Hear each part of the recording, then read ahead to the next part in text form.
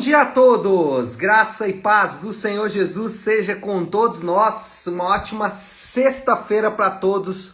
Hoje é dia 26 de agosto de 2022, seja muito bem-vindo ao nosso devocional de hoje. E nesta sexta-feira, vamos então encerrando aí mais uma semana de devocional, e nessa sexta-feira vamos de Salmos 49 e 50, inclusive gosto sempre de indicar os salmos aí. O Salmo 50 hoje é absurdo, muito profundo mesmo, então depois vale a pena, se você ainda não leu, depois vale a pena você meditar. Se você já leu, volte nele, medite um pouco, você vai ver quanto é rico. Mas o assunto da nossa conversa aqui vai ser Apocalipse capítulo 5, estamos aí fazendo o devocional a partir do livro de Apocalipse, e eu até falei ontem nos comentários como que às vezes nós encaramos o livro de Apocalipse de uma maneira muito equivocada. Alguns têm até medo do Apocalipse por tudo que está escrito lá,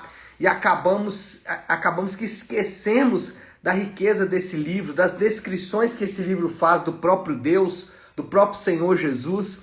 Ou seja, Apocalipse é riquíssimo e nós não podemos de fato ou de modo algum ignorar o fato de que estamos diante de uma riqueza muito grande da palavra de Deus, que é o livro de Apocalipse. Hoje, Apocalipse capítulo 5, e o tema do devocional é aquele que é digno. Por quê? Porque é exatamente assim que o texto do versículo 9 e 10 se refere a Jesus. E é com isso que nós vamos, então, começar o nosso devocional. Apocalipse 5, 9 e 10, que fala assim: eles cantavam um cântico novo. Qual era o cântico novo? Tu és digno de receber o livro e de abrir os seus selos, pois foste morto e com o teu sangue compraste para Deus gente de toda tribo, língua, povo e nação.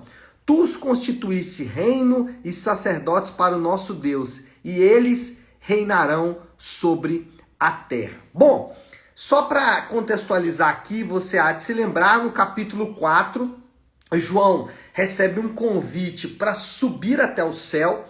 Ele chega então na sala do trono e ele vê primeiro na sala do trono o próprio Deus. Deus está ali presente, vimos isso ontem, junto com os anjos e toda a miríade de anjos ali, todo o exército celestial. Agora no capítulo 5 acontece algo importante. Quando João ele olha, ele vê então um livro, e esse livro está selado com 7 selos. Esse livro, na verdade, o que nós vamos ver da agora para frente, é o que está escrito nesse livro. Mas até então esse livro, ele tinha o seu conteúdo, primeiro, secreto, ninguém sabia o que estava escrito nesse livro, e ele também estava selado.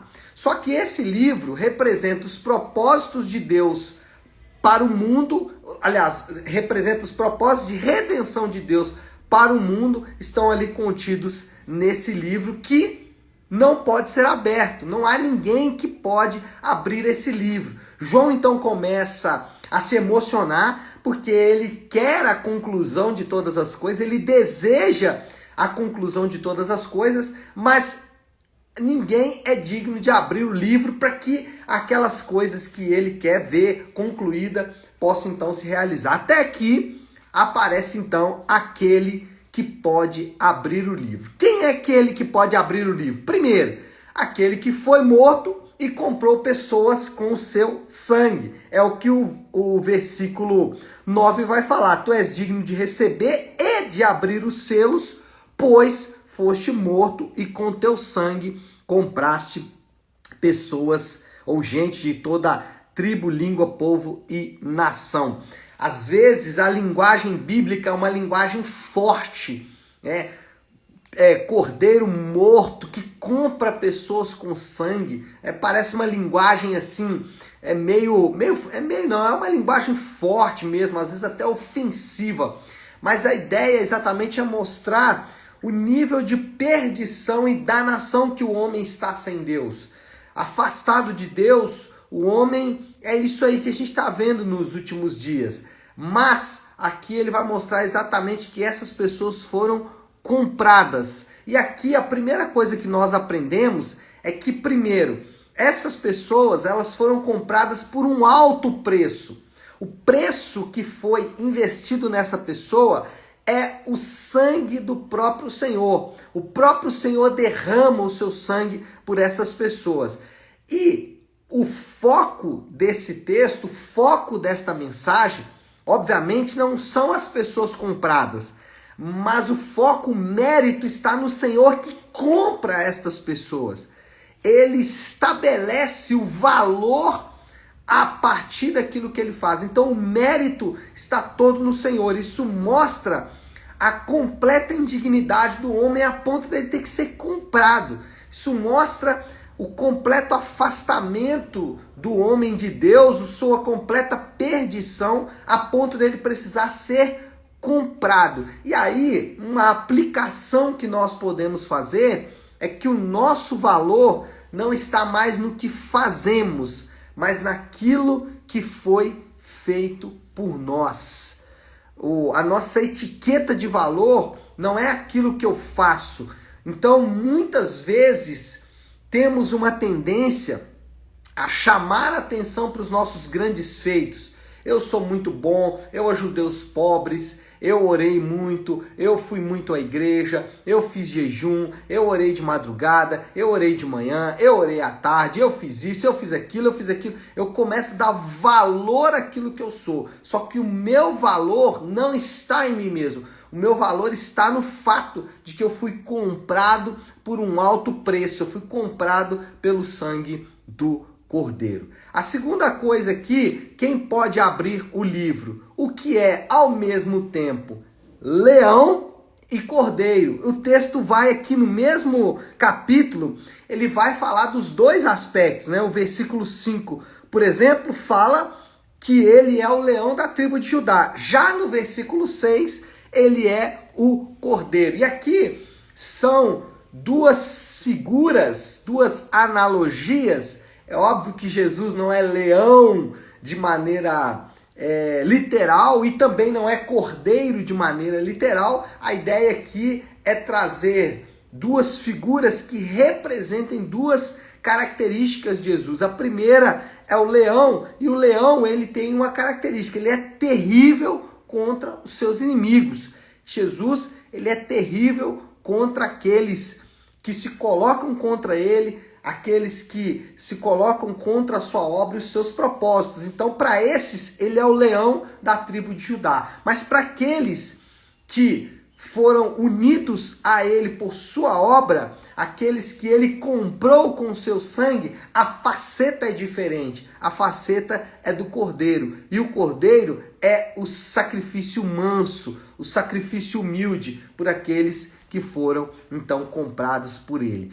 E aqui, a melhor aplicação desse segundo conceito, Jesus ao mesmo tempo como leão e como cordeiro, é que muitas vezes nós somos desafiados e ensinados, até mesmo nos púlpitos das igrejas, a olhar para dentro de nós mesmos. Então muitos vão dizer, olhe para dentro de você, olhe o que está dentro de você, procure dentro de você mesmo. Só que o que nós somos ensinados na Bíblia não é olhar para nós mesmos. O que nós somos ensinados na Bíblia é olhar para Ele. Ele é que deve ser o foco da nossa atenção, olhando para o autor e consumador da nossa fé, para dar um exemplo aqui de como somos desafiados na Bíblia a olhar para Ele. Por quê? Porque ao olhar para Ele, nós vamos perceber exatamente aonde está o nosso valor e a nossa identidade. Então, primeiro, quem é digno de abrir o livro? Aquele que comprou pessoas com seu sangue, aquele que é ao mesmo tempo leão e cordeiro, e ele fez isso. Ele comprou pessoas, ele abriu o selo, abriu o livro, quebrou os selos, abriu o livro, com o propósito de fazer dessas pessoas que ele comprou testemunhas do seu sacrifício. Então, o cordeiro foi imolado, o seu sangue foi derramado, pessoas foram compradas com um propósito. Não foram compradas simplesmente porque ele estava lá num dia animado e resolveu fazer uma compra. Não, ele comprou com um propósito, ele comprou para transformar essas pessoas em suas testemunhas. E ele fala isso, versículo 10, pois tu os constituíste reino e sacerdote para o nosso Deus, e reinarão sobre a terra. Aqui tem dois aspectos, um aspecto já realizado e um aspecto a realizar. E aqui talvez é a grande confusão de muitas pessoas. O aspecto já realizado é que ele transforma pessoas que, como eu disse agora há pouco, completamente indignas, ele transforma pessoas que estavam em um estado tão miserável que precisavam ser compradas, ele transforma essas pessoas em reis e sacerdotes, ou o leva para o seu reino e os transforma em sacerdote para o nosso Deus. Isso já é o realizado, isso já está feito. Mas aí a seguir, ele diz algo interessante. Ele fala o seguinte: eles reinarão sobre a terra, dando uma perspectiva futura. E o erro aqui, às vezes, é tentar achar que as duas coisas já foram realizadas. Uma já foi realizada, mas a outra ainda não foi realizada.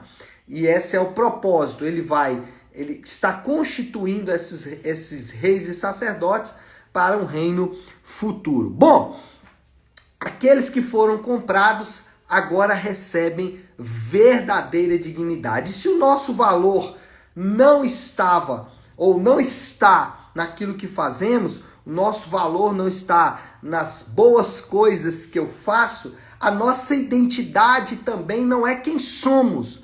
Muitas vezes somos desafiados a olhar para a nossa identidade e descobrir o que somos a partir de nossa identidade. Na dinâmica do reino de Deus, a nossa identidade não é quem somos, mas é quem Ele é.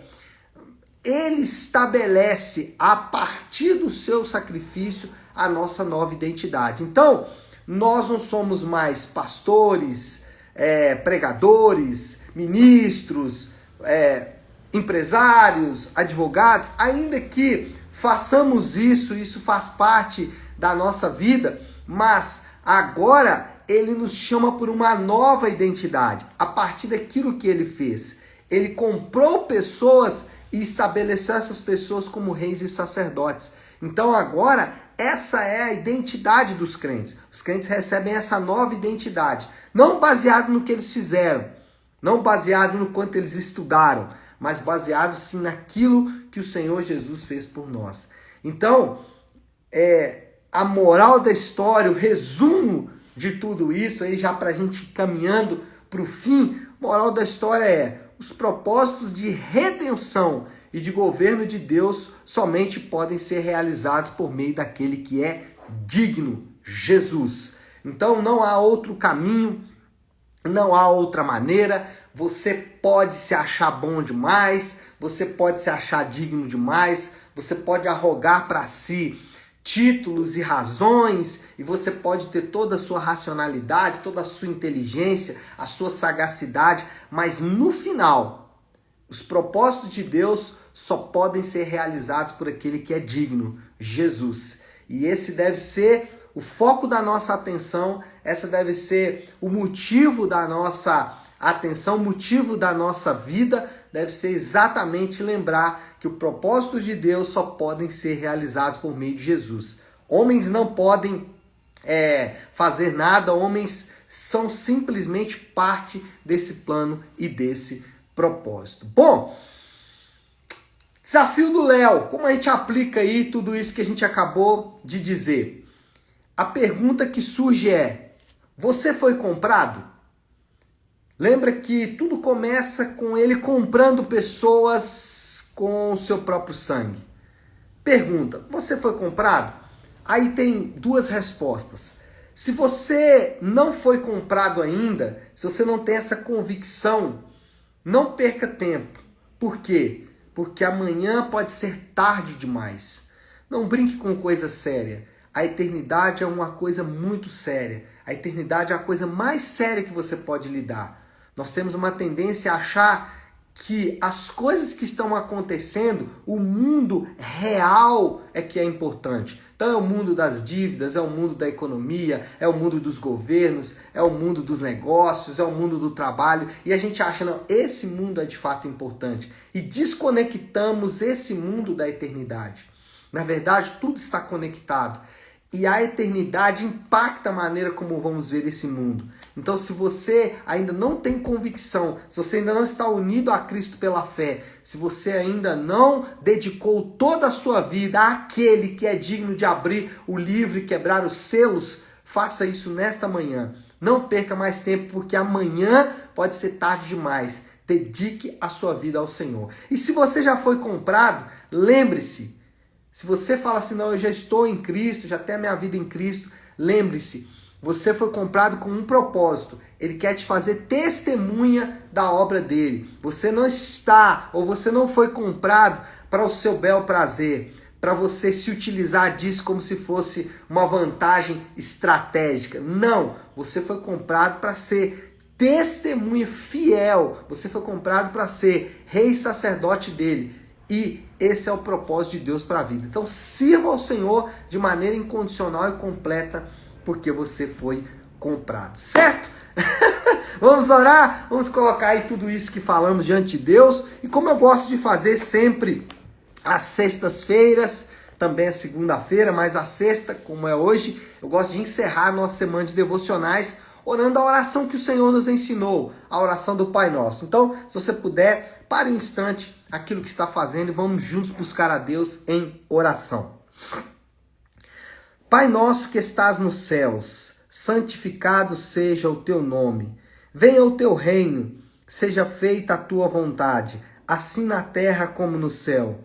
Dá-nos hoje o nosso pão de cada dia. Perdoa as nossas dívidas, assim como perdoamos aos nossos devedores. E não nos deixes cair em tentação, mas livra-nos do mal, porque teu é o reino, o poder e a glória para sempre. Amém, amém e amém. Amém, meu povo? Bom, então é isso. Nós vamos ficando por aqui, deixando sempre aquele recado importante. Domingo, às 10 da manhã, nós temos o culto de celebração na nossa igreja Nave.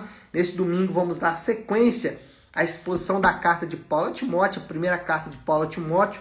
Então, domingo, às 10 da manhã, eu te espero na Igreja Nave. Mas chegue mais cedo, chegue às 9, porque nós temos embarque de oração e aí nós temos ali um tempo juntos para orar como igreja a partir das 9 da manhã, tá bom? Deus abençoe, ótima sexta-feira para todos, fiquem com Deus.